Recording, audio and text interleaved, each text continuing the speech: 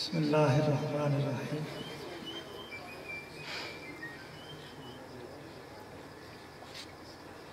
معزز حاضرین، آج کی یہ تقریب سعید جو شیخ الاسلام ڈاکٹر محمد طاہر القادری صاحب کی سالگرہ کے سلسلے میں منعقد ہے،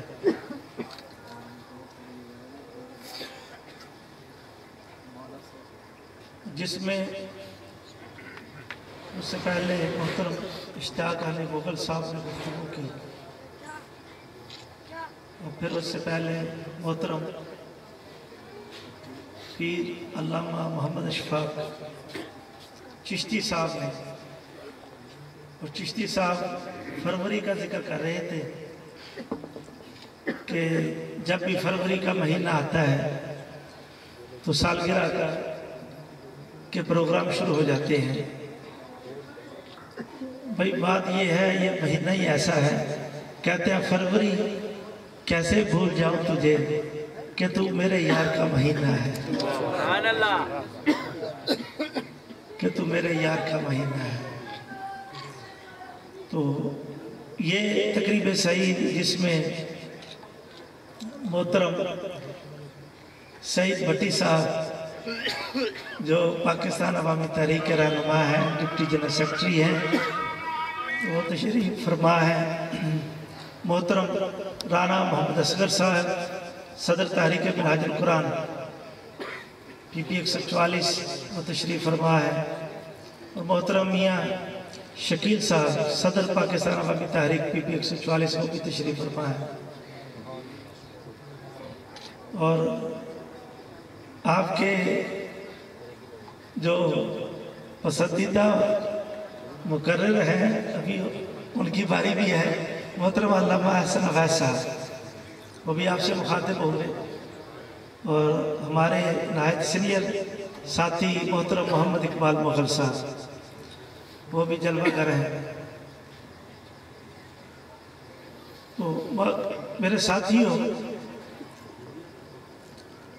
یہ نین سخ یہ کافی عرصے سے اس کی خوشبو پہنچتی تھی، تو آج ہم خود اس خوشبو والی جگہ پہ آ گئے۔ ایسے تو یہاں پہ پھولوں کی خوشبو ہوتی ہے، مگر میں قرآن کی خوشبو کی بات کرتا ہوں کہ آپ ساتھیوں کی کوششیں ہیں، کاوشیں ہیں کہ 3 سالوں سے درس عرفان القرآن ہو رہا ہے، اور یقیناً اس کا کریڈٹ یہ جس جگہ پہ جس گھر میں ہم بیٹھے ہیں، محترم عزیز احمد نوری صاحب اور ان کے والد گرامی حاجی لیاقت صاحب اور جتنے بھی ساتھی نین سخ کے تحریک منہاج القرآن کی اس یونین کونسل کی تنظیم کے جتنے بھی عہدیدار ہیں، کارکن ہیں، وہ سارے کے سارے مبارکباد کے مستحق ہیں کہ آپ لوگ قرآن مجید کا فیض عام کرنے کے لیے، قرآن مجید کی شمع روشن کرنے کے لیے گزشتہ 3 سالوں سے لگے ہوئے ہیں۔ اور چشتی صاحب حضور شیخ الاسلام کی خدمات بتا رہے تھے، بے شمار خدمات ہیں، کن کن کا ذکر کریں، یہ بھی انہی کی خدمت ہے کہ درس قرآن کی طرف ہمیں حضور شیخ الاسلام نے لگایا، نہیں تو ہمارے یہاں ان چیزوں کا رواج نہیں تھا، درس بخاری کا رواج ہمارے یہاں نہیں تھا، یہ انہوں نے لگایا۔ تو آج آپ نے جس محبت سے شیخ الاسلام ڈاکٹر محمد طاہر القادری صاحب کی سالگرہ کا اہتمام کیا ہے، کوئی پوچھنے والا پوچھ سکتا ہے بھائی وہ تو کینیڈا میں بیٹھے ہیں، تو آپ یہ اتنا خوبصورت اہتمام، اتنا خرچہ یہ آپ نے کیوں کیا ہے، اس سے کیا ملے گا آپ کو؟ شیخ الاسلام کی سالگرہ کا یہ جو اہتمام کیا کیا ملے گا اس سے؟ تو میں آپ کو بتا دوں گا کیا ملے گا۔ حدیث پاک میں ہے، حضور صلی اللہ علیہ وسلم نے فرمایا کہ قیامت والے دن اللہ تعالیٰ فرمائے گا وہ لوگ کہاں ہیں جو میری عظمت کی خاطر ایک دوسرے سے محبت کرتے ہیں۔ صحیح مسلم کی حدیث ہے، وہ لوگ کہاں ہیں جو میری عظمت کی خاطر ایک دوسرے سے محبت کرتے تھے۔ آج میں انہیں اپنے عرش کا سایہ عطا کروں گا، جبکہ اس کے علاوہ کوئی سایہ نہیں ہے۔ تو گویا یہ جو آپ نے سالگرہ کا اہتمام حضور شیخ الاسلام کی محبت میں کیا، چشتی صاحب جانتے ہیں یہ جو محبت ہوتی ہے، جو اخلاص کے ساتھ ہوتی ہے، حسن نیت کے ساتھ ہوتی ہے، جس میں کوئی لالچ نہیں، کوئی طمع نہیں، کسی قسم کا کوئی دنیاوی مفاد نہیں، بالکل خالص محبت، اس کو کہتے ہیں الحب فی اللہ، اللہ کے لیے محبت ہے۔ آج اگر ہم حضور شیخ الاسلام کی سالگرہ کا اہتمام کر رہے ہیں تو یہ الحب فی اللہ، یہ اس کی عملی مثال ہے، فقط اللہ کے لیے، اللہ کی رضا کے لیے کہ اس کے محبوب بندے ہیں، اس رب کے محبوب بندے کا ہم ذکر کر رہے ہیں۔ اور پھر حضور صلی اللہ علیہ وسلم نے فرمایا المرء من احب، جو بندہ جس سے محبت کرتا ہے قیامت کے دن اسی کے ساتھ ہوگا۔ اور قرآن مجید میں بھی ہے کل اناس بامامہم، قیامت والے دن ہر شخص کو اس کے قائد کے نام سے پکارا جائے گا، قائد کے نام سے پکارا جائے گا، جو جس قائد کا فالوور ہے اسی کے نام سے پکارا جائے گا۔ اب میں ذکر نہیں کرتا، آپ سمجھ جائیں، جو جس کا فالوور ہے اس کو اسی کے نام سے پکارا جائے گا کہ اے فلاں کے ماننے والوں آجو اس کے ساتھ، اے فلاں کے ماننے والوں آجو اس کے ساتھ۔ وہ سارے اپنے اپنے قائد کے پاس جائیں گے،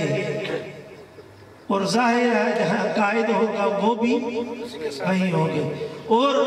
آپ کو بھی بلایا جائے گا، آؤ شیخ الاسلام کے ماننے والوں شیخ الاسلام کے ساتھ آ جاؤ، شیخ الاسلام کے ساتھ آ جاؤ، اور جہاں پہ شیخ الاسلام ہوں گے آپ بھی وہاں پر ہوں گے۔ تو یہ اس محبت کا نتیجہ ہوگا جو آج ہم کر رہے ہیں، اور بھلا یہ شیخ الاسلام کا ذکر کرنا، ان کی سالگرہ کا اہتمام کرنا، جیسے ان کی منقبت بھی پڑھی گئی، یہ ذکر کرنا، یہ رب کی سنت ہے۔ فَاذْكُرُونِي أَذْكُرْكُمْ، اللہ تعالیٰ فرماتا ہے تم مجھے یاد کرو میں تمہیں یاد کروں گا۔ تو جو رب کے محبوب بندے رب کو یاد کرتے ہیں، رب ان کو یاد کرتا ہے، تو ہم بھی رب کی ان محبوب بندوں کا ذکر کرتے ہیں۔ شیخ الاسلام ڈاکٹر محمد طاہر القادری صاحب بلا شبہ اس صدی کے مجدد ہیں، اور اللہ تعالیٰ کی ایک بہت بڑی نعمت ہے۔ ہر دور میں مجدد آئے، ہم اکثر اس صدی سے پہلے جو مجدد گزرے ہم ان کا ذکر بڑی کثرت سے کرتے ہیں۔ اعلیٰ حضرت امام احمد رضا خان رحمت اللہ علیہ، فاضل بریلوی، مجددین و ملت، ہم ان کا ذکر کرتے ہیں۔ ہم حضرت مجدد رفسانی کا بھی ذکر کرتے ہیں، ہم امام غزالی کا بھی ذکر کرتے ہیں، وہ بھی اپنے دور کے مجدد تھے، ہم امام رازی کا بھی ذکر کرتے ہیں، وہ بھی اپنے دور کے مجدد تھے، اور سب سے پہلے مجدد جو آقا دو جہاں صلی اللہ علیہ وسلم کے بعد خلفائے راشدین کا جو دور ختم ہوا، کیونکہ خلفائے راشدین کا دور دراصل حضور کا ہی دور ہے، حضور کا ہی دور ہے۔ اس کے بعد امت میں جو مجددین کا سلسلہ شروع ہوا، سب سے پہلے مجدد حضرت سیدنا عمر بن عبدالعزیز رضی اللہ تعالیٰ عنہ تشریف لائے۔ پھر ایک سلسلہ چلا، ہر صدی میں ایک مجدد آئے گا، اور یہ جو صدی ہماری ہے، یہ صدی شیخ الاسلام ڈاکٹر محمد طاہر القادری کی صدی ہے، اس لیے کہ صدی کے مجدد وہ ہے۔ تحریک منہاج القرآن کو قائم ہوئے شیخ الاسلام ڈاکٹر محمد طاہر القادری نے اپنی جب زندگی کا اس تحریک کا آغاز کیا، 40 سال ہو گئے، ابھی 60 سال باقی ہے۔ کئی تنظیمیں آئیں، کئی نعرے آئے، کئی جذباتی لوگ آئے جنہوں نے لوگوں کے جذبات کو مشتعل کیا۔ اس جذبات میں کئی لوگ بہک گئے، مگر ہم دیکھتے ہیں کئی تنظیمیں آئیں، میں اب نام نہیں لیتا، تھوڑے عرصے کے بعد وہ ختم ہو گئے، پانی کے بلبلے کی طرح ختم ہو گئی۔ اور جب سے تحریک منہاج القرآن قائم ہے، شیخ الاسلام ڈاکٹر محمد طاہر القادری صاحب نے منہاج القرآن کی بنیاد رکھی، اس دن سے لے کر آج کے دن تک کوئی ایسا فتویٰ نہیں ہے جو شیخ الاسلام کے اوپر نہ لگا ہو۔ فتوے لگائے، بہت کچھ کہا گیا، مگر وقت کے ساتھ ساتھ